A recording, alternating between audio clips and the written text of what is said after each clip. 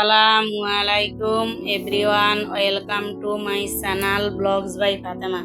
দেশ ও দেশের বাহিরে যে যেখান থেকে আমার ভিডিওটি দেখতেছেন সবাই কেমন আছেন? আমিও আলহামদুলিল্লাহ ভালো আছি। তো আজকেও আপনাদের মাঝে নতুন একটি ব্লগ ভিডিও নিয়ে হাজির হলাম। তো আজকের ব্লগটা আমি সকাল থেকে আরম্ভ করেছি। তো সকালে আমি এই যে নাস্তা বানাইতে আসলাম।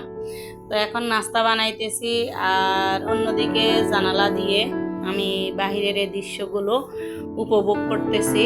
কারণ আমার কাছে আমার কিচেনে আসলে আমার এই বাহিরের দৃশ্যগুলো দেখতে আমার কাছে অনেকটাই ভালো লাগে। তাই আপনাদের মাঝে একটু শেয়ার করে নিতেছি। এই যে দেখেন, বাচ্চারা স্কুলে যাইতেছে। ওরা স্কুলে যাইতে অনেক সুন্দর সুন্দর কথা বলে। এগুলো তো আর আমি ক্যামেরা বন্দি করলাম না, কিন্তু এগুলো আমার বাসা থেকে শোনা যায়, যেহেতু নিচে রাস্তা, উপরে আমার বাসা। তো আসলে এই দৃশ্যগুলো দেখলে নিজেরও ছোটবেলার কথা মনে পড়ে যায়। যখন আমিও এরকম স্কুলে গেছি, আমারও এরকম ক্লাসমেট ছিল, বন্ধুরা ছিল, বান্ধবীরা ছিল, ওদের সাথে এরকম গল্প করতে করতে স্কুলে চলে যাইতাম। তো ওদের এগুলা দেখি আর আমার নিজের কথা মনে পড়ে যায়। এক সময় নিজে স্কুলে গিয়েছি আর এখন আমার মেয়ে যাইতেছে। তো একদিক দিয়ে আমি বাহিরের দৃশ্যগুলো দেখি আর অন্যদিকে কিন্তু আমি নাস্তা বানিয়ে নিতেছি। তো আমার রুটি বানানো হয়ে গেছে আর এখন আমি দেখতেছি আর কি যে এখানে কয়টা রুটি হয়েছে। যেহেতু আমরা মানুষ তিনজনের পরিমাণে রুটি বানিয়ে নিলাম আর অবশিষ্টে 4টা রুটি রয়ে গেল। তো এগুলো কিন্তু আমি পুরা সেক দিলাম না, হালকা সেক দিয়ে রাখলাম। তো এগুলো ঠান্ডা হলে আর কি আমি ফ্রিজে রেখে দিমু, কারণ কোনো খাবার অপচয় করতে নাই। এখন যদি আমি এগুলো সেক দিয়ে রাখি তাহলে এগুলো যখন শক্ত হয়ে যাইব তখন মেয়েও খাইব না, আমারও খাইতে ইচ্ছা করব না। তো এই কারণে বাড়তি যেগুলো থাকে এগুলো আমি হালকা সেক দিয়ে ফ্রিজে রেখে দিই। তো সন্ধ্যায় যখন আমার মেয়ে খাইতে চায় বা আমি বা আমার আপনাদের ভাই খাইতে মন চাইলে তখন আমি গরম করে দিই। আর যেহেতু আমরা মধ্যবিত্ত ফ্যামিলি, আমাদের একটু হিসাব করে চলতে হবে, আয় বুঝে ব্যয় করতে হবে। তো এই দিক দিয়ে সকালবেলায় মেয়ে স্কুলে যাইব, এখন মেয়েকে উঠাইতে আসলাম।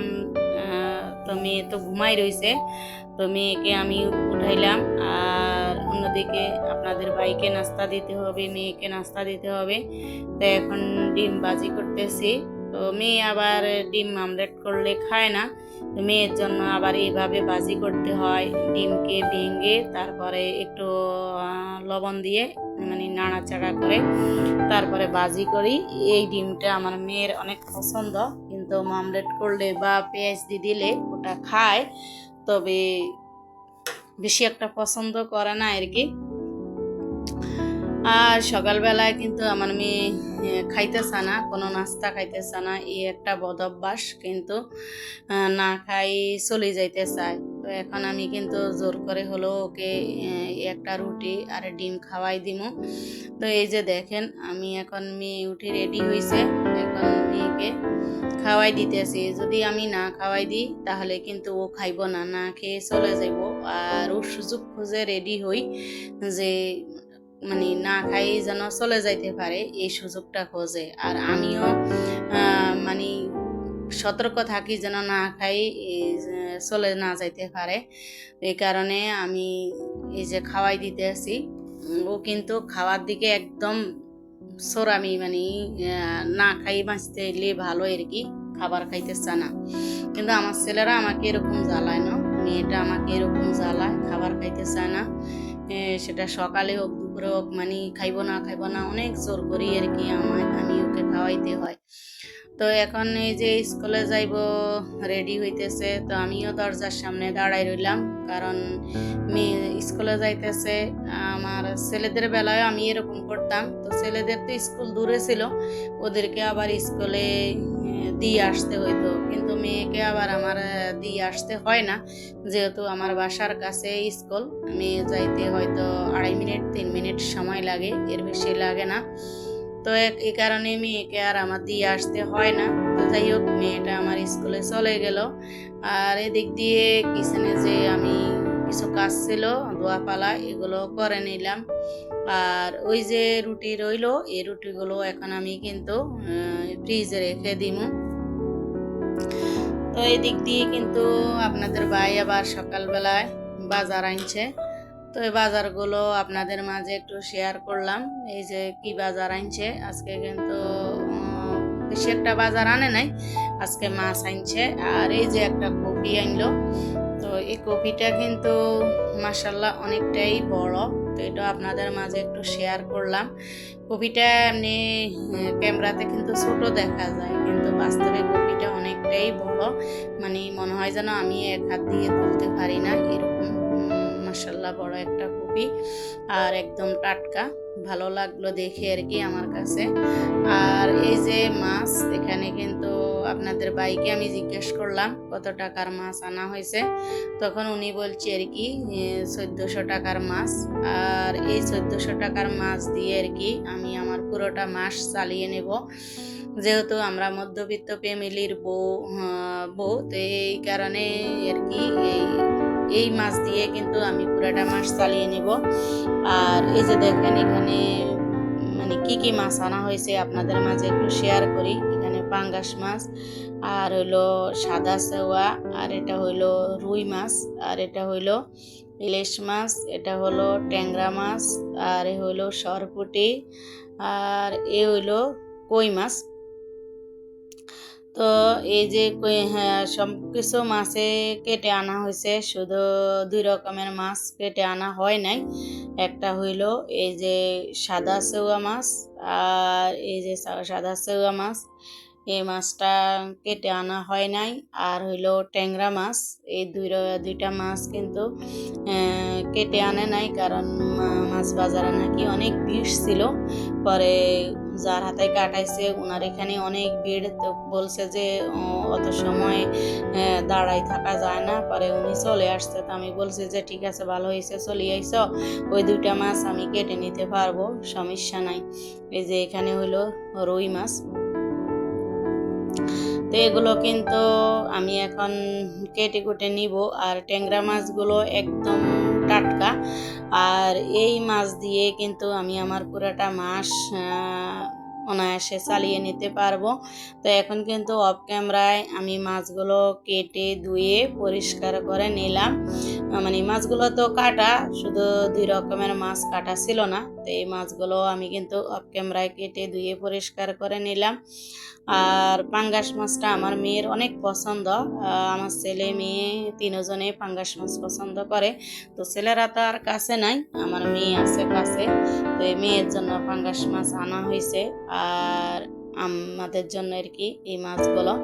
তো এই ইলিশ মাছটা আসলে ছোট, তো কি করা, মাছের যে পরিমাণে দাম, তো অত মানে বড় ইলিশ মাছ তো খাওয়া আমাদের পক্ষে সম্ভব না, কারণ আমাদের আয় বুঝে ব্যয় করতে হবে, যেহেতু আমরা মধ্যবিত্ত ফ্যামিলির বউ। তো আমাদের কিন্তু যদি মানে বেশি দাম দিয়ে বড় মাছ আনা হয়, তাহলে কিন্তু হয়তো ওই বড় মাছটা 2-3 বেলা খাইতে পারবো। তো এই কারণে আর বড় মাছ আনা হয় নাই। আর যে দাম দিয়ে বড় মাছ কিনবো, ওই টাকা দিয়ে কিন্তু এই ছোট মাছগুলো কিনা হয়েছে।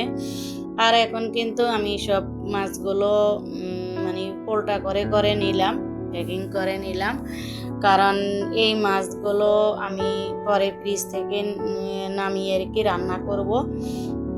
আর অবশ্যই মাছের মাঝেও কিন্তু মুরগি আনে নাই, মুরগি আনা হইব পরে একদিন, হয়তো মুরগি সপ্তাহে, আর কোনোদিন শাকসবজি বা ভর্তা, এভাবে খাওয়া হবে আর কি। প্রতিদিন তো আর মাছ খাওয়া যায় না, কারণ আমাদের তো একটু হিসাব করে চলতে হবে। আর তো এই যে দেখেন, এখন এই মাছগুলো সব আমার প্যাকিং করা হয়ে গেছে। আর এই 1400 টাকার মাছ দিয়ে কিন্তু আমি আমার পুরাটা মাস চালিয়ে নেব। একদিন ভাজি ভর্তা, কোনো দিন মাছ, এভাবে আর কি। আর এদিক দিয়ে আবার ডিম আনা হয়েছে, তো ডিমগুলো আমি আবার ধুয়ে নিতেছি। তো এর ভিতরে কিন্তু আমার মেয়েও চলে আসছে। স্কুলে তো এখন রেগুলার মানে পুরো ক্লাস হয় না। তো এর আগে কিন্তু আমি যে এত কাজ করছি তখন আমি নিজে নিজেই ক্যামেরা ধরছি, এখন কিন্তু আবার মেয়ে বাসায় আসছে, তো মেয়ে আবার একটু ক্যামেরা ধরে দিল আর কি। আর এদিক দিয়ে মেয়ের জন্য কিন্তু আমি পাঙ্গাস মাছ ভাজি করে নিলাম, আর এদিক দিয়ে আমি এই মাছটা রান্না করব। আর ডিমগুলো কিন্তু আমার শুকিয়ে গেছে, মানে ধুয়ে রাখলাম। তো এগুলো আবার আমি ফ্রিজে রেখে দিমু আর কি, ডিমগুলো। তো এর ভিতরে আমার মানে রান্নাটা হয়ে গেছে, তবে আজকে আমার বাসায় ধনিয়া পাতা ছিল না, এ কারণে আমি চলে আসলাম বারান্দায়। তো বারান্দার টব থেকে আমি ধনিয়া পাতাগুলো নিতেছি, এগুলো কয়েকটা ধনিয়া পাতা নিয়ে তারপরে আমি রান্নার সাথে দিয়ে দেব। তো জানি না আমার এই ভিডিওটি আপনাদের মাঝে ভালো লেগেছে কিনা। যদি আপনাদের মাঝে ভালো লেগে থাকে তাহলে আপনারা অবশ্যই লাইক, কমেন্ট, শেয়ার, সাবস্ক্রাইব করে দিবেন। আর যারা আমার নতুন বন্ধু আছেন আপনারা সাবস্ক্রাইব করে একটু অপেক্ষা করবেন, ইনশাল্লাহ আমি আপনাদের পরিবারে পৌঁছে যাব। আর যারা আমার নতুন বন্ধু পুরান বন্ধু আছেন আপনারা অবশ্যই একটা লাইক করে দিবেন। আমি মানে দেখতেছি যে লাইকের পরিমাণটা কম। তো ভালো থাকবেন, বিদায় নিলাম আজকের মতো, আল্লাহ হাফেজ।